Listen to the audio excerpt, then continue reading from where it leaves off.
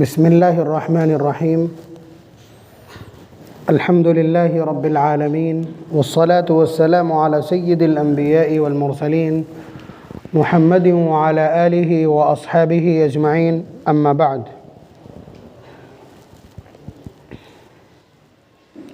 قال النبی صلی اللہ علیہ وسلم اذکروا محاسن موتاکم،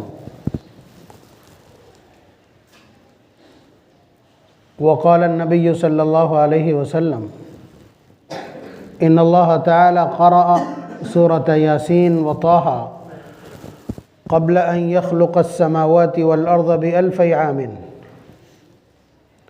فلما سمعت الملائكة القرآن قالت طوبى لأجواف تحمل هذا، وطوبى لأمة تنزل هذا عليها، وطوبى لألسنة تتكلم بهذا، أو كما قال صلی اللہ علیہ وسلم۔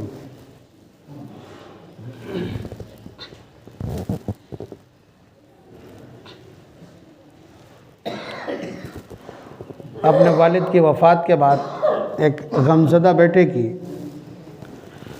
گفتگو اسی کے آس پاس ہو سکتی ہے، یہ طبیعت کا تقاضا اور فطری تقاضا ہے۔ اور یہ تذکرہ اس لیے بھی کہ فتح گڑھ سے بڑا گہرا رابطہ اور تعلق، اور فتح گڑھ ان کے خدمات کا دائرہ تھا۔ اس تذکرے کا مطلب یا اس تذکرے کا مقصد کیا ہے، اس کو میں نے روایت کے ذریعے سے آپ کی خدمت میں پڑھا ہے۔ نبی اکرم صلی اللہ علیہ وسلم کا ارشاد گرامی ہے اذکروا محاسن موتاکم، کہ تم لوگ وفات پا جانے والے لوگوں کی خوبیاں ہی بیان کیا کرو۔ اب خوبیاں بیان کرنے کے دو طریقے ہو گئے ہیں، ایک تو یہ ہے کہ اس کی کوئی خدمات ہیں تو ان کا تذکرہ، اور ایک یہ طریقہ ہو گیا ہے کہ جب تعزیت کے لیے گئے تسلی دلانے تو دیکھا یہ کہ متعلقین اور گھر والے اب صبر پا چکے ہیں، خاموش ہیں، تو اب یہ جا کر کے ان کی تعریفیں بار بار، مطلب غیر حقیقی تعریفیں کر کر کے کوشش یہ کرتا ہے کسی طرح یہ لوگ رو دیں تاکہ یہ طے ہو جائے کہ ہم تعزیت کو آئے تھے۔ تعزیت کے معنی ہے آنسو پوچھنا، تسلی دینا، غم غلط کرنا، نہ یہ کہ رلانا، الٹا ہو گیا اب۔ تو نبی اکرم صلی اللہ علیہ وسلم نے فرمایا تو ہے کہ خوبیاں بیان کرے جو حقائق پر مبنی ہوں،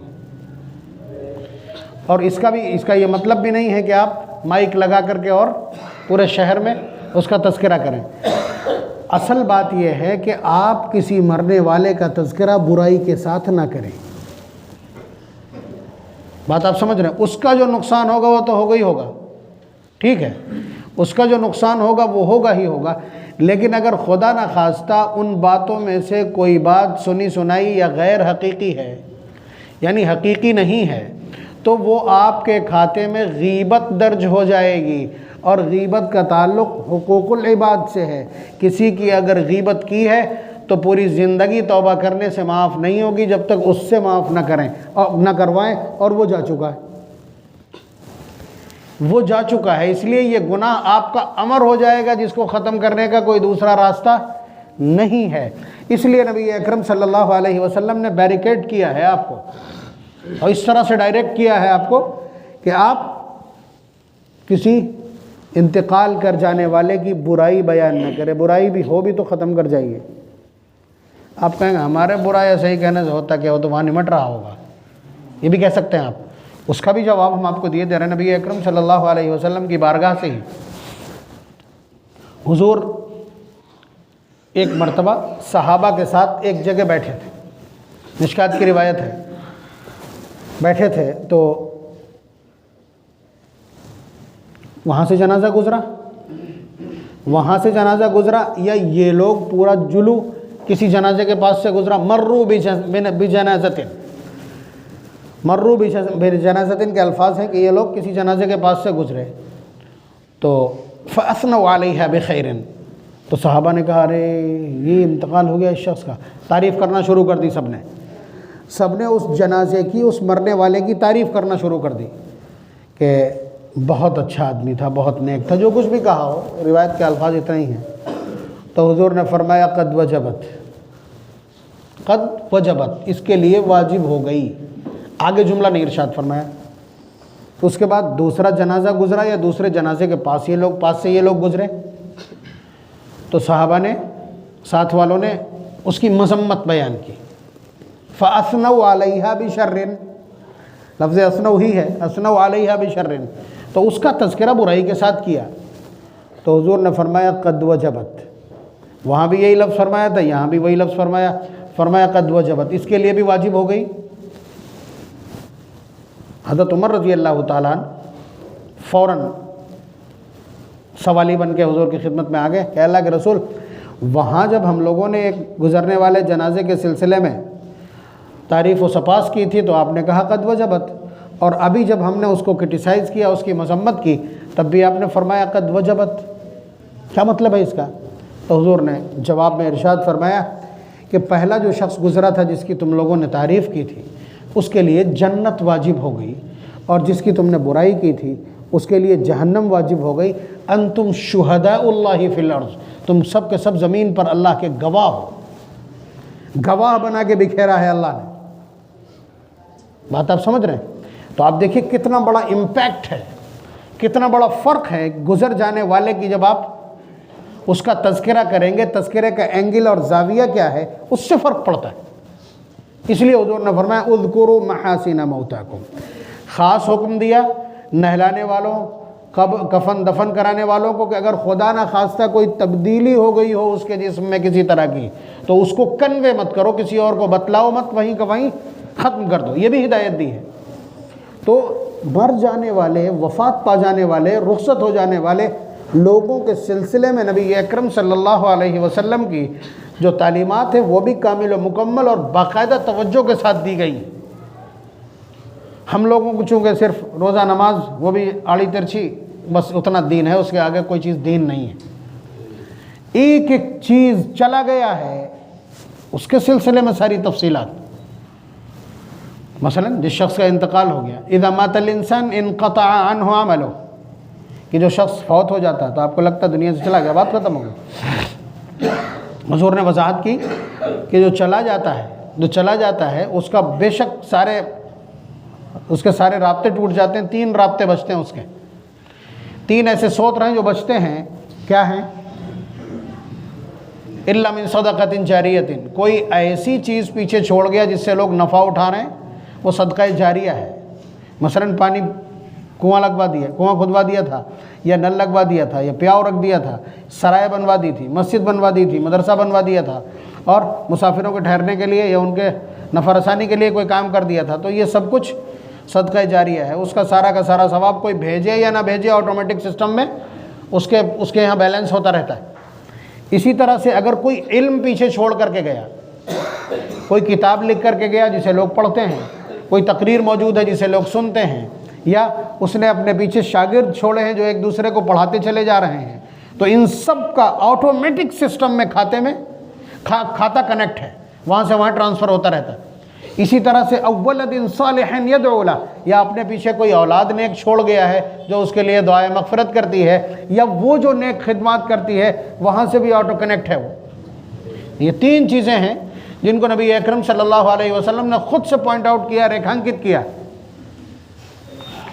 تو اذکروا محاسن موتاکم، فتح گڑھ والے تو تذکرہ کریں گے خیر کے ساتھ، یہ توقع ہی ہے۔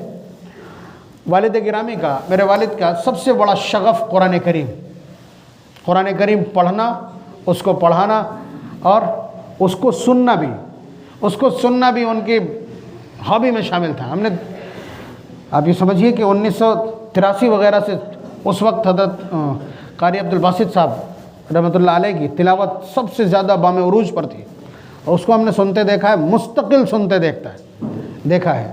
بلکہ 1999 میں ہدایت میں، ماہنامہ ہدایت میں جب مضامین لکھتا تھا تو مجھے ہدایت کی تھی کہ گلے بازی کے، آواز کے مقابلے کے اس دور میں قاری عبدالباسط صاحب کے سلسلے میں بھی لکھا جانا بہت ضروری ہے۔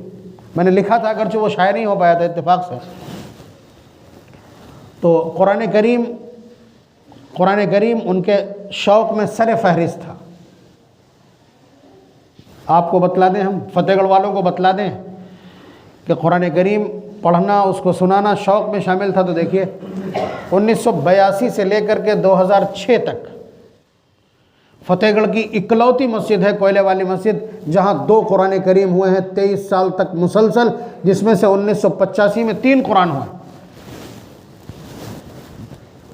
اور فیض کی اگر آپ بات کریں گے تو اس وقت فتح گڑھ کی جن 3 مساجد میں 2 قرآن ہوتے ہیں رمضان میں، ان تینوں میں ان کے بیٹے موجود ہیں۔ یہ فیض ہوتا ہے جو اس طرح جاری ہوتا ہے۔ کوئلے والی مسجد میں لگاتار 2، جامع مسجد میں 2 اور کھیت والی مسجد میں 2۔ اور انوالومنٹ کس کا ہے؟ اس باپ کا یا اس باپ کے نطفے کا۔ تو یہ قرآن کریم کا فیض ہے جو آپ کے سروں پر جاری ہے۔ قرآن کریم کے تعلق سے جو مضامین آج تک آپ نے سب سے زیادہ سنے ہیں وہ کس ممبر اور محراب سے؟ 23 سال ہو گئے مجھے اس ممبر پر بولتے ہوئے۔ آپ مسلسل قرآن و سنت کا تناظر میں بات چیت سن رہے ہیں۔ جامع مسجد میں آج 10 سال ہو گئے ہیں مسلسل۔ کس کا فیض ہے یہ اسی شخص کا فیضان ہے۔ اور صرف 2 بیٹے ہی نہیں، ابھی 2 جمعے قبل آپ نے ان کے نواسے کو 2 مسلسل جمعوں میں سنا ہے۔ مفتی عبداللہ قاسمی دارالعلوم دیوبند کا فاضل نوجوان۔ تو آپ یہ سمجھیے کہ قرآن کریم کا شغف یہ فتح گڑھ میں ہے، یہ جادو فتح گڑھ میں ہے جو سر چڑھ کے بولتا تھا اور بول رہا ہے۔ بات آپ سمجھ رہے ہیں؟ اس کے علاوہ اگر آپ بہادر پور کی بات کریں تو یہاں جو عمر رسیدہ لوگ موجود ہیں، وہ بہادر پور کی جو ہماری اس وقت کی قیام گاہ ہے اس کے حالات انہیں معلوم ہوں گے۔ 1982 میں والد گرامی وہاں تشریف لائے تھے۔ 1985 تک جہاں کا مجھے تھوڑا بہت شعور ہے، وہاں جنازہ پڑھانے کے لیے باہر سے کبھی کبھی فتح گڑھ سے بھی افسر صاحب یا جب تک مولانا عبدالصمد صاحب تھے وہ یا ان کا کوئی شاگرد جایا کرتا تھا، فتح گڑھ سے بھی لوگ جاتے تھے۔ جمعہ پڑھانے کے لیے بھی لوگ باہر سے بلائے جاتے تھے۔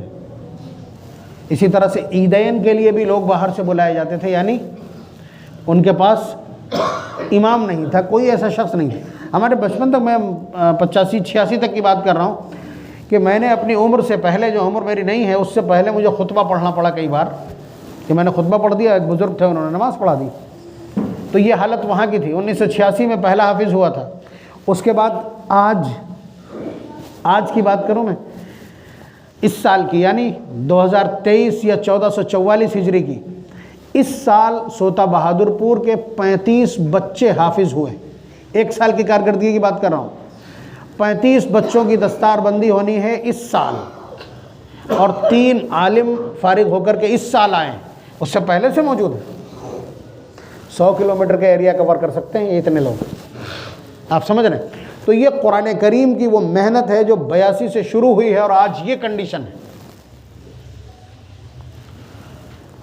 اور ایسا نہیں کہ صرف والد نے، والد کے پاس اس وقت 82 میں وہ آ گئے، 83 میں ہم لوگ آ گئے، یعنی پورا کنبہ آ گیا۔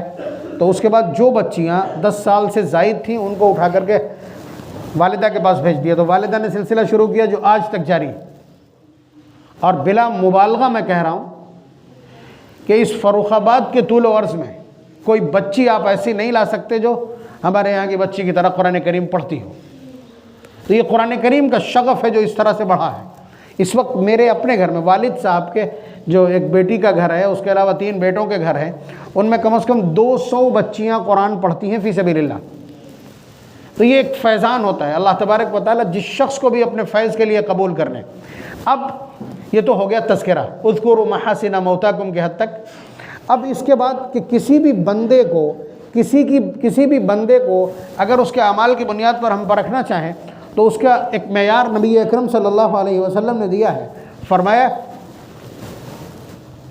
طوبی لمن جعل اللہ مفتاحا للخیر ومغلاقا للشر، کہ مبارک ہو اس شخص کو جس کو اللہ تبارک و تعالیٰ نے برائیوں کے لیے دیوار بنا دیا ہو اور خیر کے لیے چابی بنا دیا ہو، یعنی جس کے ذریعے سے برائیاں رکتی ہوں اور جس کے ذریعے سے خیر کے دروازے کھلتے ہوں۔ تو جو بزرگ یہاں موجود ہیں وہ بتلائیں گے کہ منکرات کے اوپر کیسی زبان تھی اور کتنی سختی تھی۔ اور جو لوگ ان کی اولاد کو برت رہے ہیں وہ بھی. بس ایک ہی غلطی آپ دے سکتے ہیں اگر مجھے یا میرے بھائی کو یا والد کو دے سکتے ہیں، وہ یہ کہ زبان بہت کڑوی اور تلخ ہے. زبان کڑوی اور تلخ ہے. منکرات کے خلاف زبان میٹھی ہوگی تو وہ منکر کیسا؟ بات آپ سمجھ رہے ہیں؟ اگر کوئی سرجن آپ کے چہرے پر آنے والے تاثرات کو دیکھے، آپ کی آنکھوں سے نکلنے والے آنسو کو دیکھے، تو کیا وہ زخم کی پٹی کر سکے گا؟ وہ ٹانکے لگا سکے گا؟ ڈاکٹر کو سکھایا جاتا ہے کہ آپ کی نگاہیں اپنے ٹارگٹ پر، مریض پر نہیں، مریض کے چہرے پر آنے والے ایکسپریشنز کے اوپر نہیں، اس کے احساسات پر نہیں، لکیروں پر، اس کی آہ و بکا پر نہیں، آپ کا دھیان اس پھوڑے پر جس کے اندر مواد موجود ہے، جس کی گانٹھ اور گلٹی آپ کو نکالنا ہے. چلایا کرے، کھٹ سے دبا دیتے ہو کتنی بے رحمی سے. وجہ وہی ہے کہ اگر اس پر رحم کرنے کی کوشش کی تو رہ جائے گا.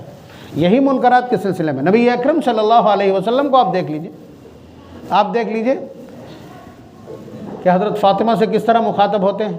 بہت محبت کرتے ہیں، لیکن فرمایا اعملی یا فاطمہ عمل کر کے لے چلنا، اللہ کی بارگاہ میں نسب کام نہیں آئے گا. اب بتائیے، کہیں گے بیٹی سے مخاطب اتنی محبت کرتے ہیں بیٹی سے، پھر اس طرح کی بات کر رہے ہیں. تو منکرات کے خلاف اب منکرات رکتے ہیں یا نہیں، اس کی وجہ سے یہ آپ لوگ تجزیہ کریں کہ ہماری کوششوں سے کچھ برائیاں تھمی ہیں، رکی ہیں یا نہیں رکی ہیں، یہ آپ لوگ فیصلہ کریں گے. تو اگر اس شخص کے ذریعے برائیاں رکی ہیں تو حضور کی مبارکباد قبول کی، حضور کی طرف سے اس کے لیے مبارکباد اور خراج تحسین ہے. طوبی لمن جعل اللہ مغلاقا للشر، جسے برائیوں سے روکنے کا ذریعہ اللہ نے بنایا. ومفتاحا للخیر، اب قرآن کریم کو آپ کے کانوں تک پہنچانا یہ ظاہر سی بات ہے بڑا خیر ہے. قرآن کریم کی اشاعت یہ بہت بڑی خیر ہے. حضور نے خود فرمایا خیرکم من تعلم القرآن وعلمہ، جو قرآن کو پڑھے اور پڑھائے. ظاہر ہے پڑھنے اور پڑھانے کا مطلب زبان پر جاری ہونا اور کانوں میں پہنچنا. تو مفتاحا للخیر. اس کے علاوہ نبی اکرم صلی اللہ علیہ وسلم کا ارشاد جو میں نے مشکات سے پڑھا ہے آپ کی خدمت میں، کہ اللہ تبارک و تعالیٰ نے اس قرآن کو جس کی میں بات کر رہا ہوں، حضرت آدم علیہ السلام کے پیدا کرنے سے پہلے ایک روایت ہے، ابھی میں دیکھ کر کے آیا کنز العمال میں، ایک روایت مشکات کی روایت ہے، آسمان و زمین کے پیدا کرنے سے 2000 سال پہلے حضور نے، اللہ تبارک و تعالیٰ نے قرآن کریم کی تلاوت کی کاہے کی؟ قرأ سورۃ یاسین و طٰہٰ، سورہ یاسین اور سورہ طٰہٰ کی. سورہ یاسین تو آپ کو معلوم ہے پارہ نمبر 22-23 میں ہے، اور سورہ طٰہٰ پارہ نمبر 16 میں. اس کی اللہ تبارک و تعالیٰ نے تلاوت کی. فلما سمعت الملائکہ، جب فرشتوں نے اس قرآن کو سنا ہے، اللہ تعالیٰ تلاوت کر رہے ہوں اور فرشتے سن رہے ہوں، تو آپ سمجھ سکتے ہیں رابطہ کیسا ہوگا، تأثر کیا ہوگا، امپیکٹ کیا ہوگا، اور ریلائزیشن کس طرح کے ہوں گے یہ معلوم ہے. تو فرشتے ترنت پکار اٹھے، طوبی لامۃ تنزل ھذا علیہا، مبارک ہو اس امت کو جس پر یہ قرآن اترے گا. اسی وقت مبارکباد دے دی، ابھی پیدا ہونے میں 2000 سال باقی. وطوبی لألسنۃ تتکلم بھذا، مبارک ہو ان زبانوں کو جو زبانیں اس کی تلاوت کریں گی. بات سمجھ رہے ہیں؟ وطوبی لاجواف تحمل ھذا، اور مبارک ہو ان سینوں کو جو سینے اس کو اٹھائیں گے یعنی یاد کریں گے. تو ان تین میں سے 2 مبارکباد تو حاصل ہیں کہ اس کو پڑھا بھی، اس کو پڑھایا بھی، اس کو محفوظ بھی کیا. بلکہ ہم 6 بہن بھائی ہیں، 3 بھائی اور 3 بہن، تینوں بہنیں حافظ ہیں، تینوں بھائی حافظ ہیں. ان کے 8 پوتے ہیں جن میں سے 6 حافظ ہیں، 2 رننگ میں ہیں، 3 نواسے ہیں، ایک مفتی ہے، ایک قاری ہے، ایک ابھی صرف حافظ ہے. تو یہ پیچھے کا اثاثہ ہے قرآن کریم کی خدمت، قرآن کریم کے شغف سے. اگر یہ کلمات کسی کے لیے مبارکباد بن سکتے ہیں تو آپ بتلائیے کہ یہ وہ ان مستحقین میں سر فہرستوں میں سے نہیں. تو فتح گڑھ والوں کا تو حق بنتا ہے کہ انہوں نے قرآن کریم کو سنا ہے اور ابھی بھی سن رہے ہیں، اور ان کی اولاد سے ابھی بھی نفع اٹھایا جا رہا ہے. تو یہ حق بنتا ہے کہ کم از کم ان کے لیے دعائے مغفرت کی جائے اور ان کے لیے ایک گواہی دی جائے کہ انہوں نے ہم تک نیکیاں پہنچائی ہیں، نیکیوں کے دروازے کھولے ہیں، برائی سے روکا ہے، اگرچہ لوگ روکے نہ ہوں لیکن برائی سے روکنے کی کوشش کی ہے اور اس کے لیے اپنا سب کچھ استعمال کیا، اثر و رسوخ، زبان اور علم استعمال کیا ہے. یہاں تک کہ اگر واک آؤٹ اس کے لیے اثر انداز ہو سکتا ہے تو اس کا بھی استعمال کیا۔ اللہ تبارک و تعالی غریق رحمت کرے اور جوار رحمت میں جگہ نصیب فرمائے۔ وآخر دعوانا الحمدللہ رب العالمین۔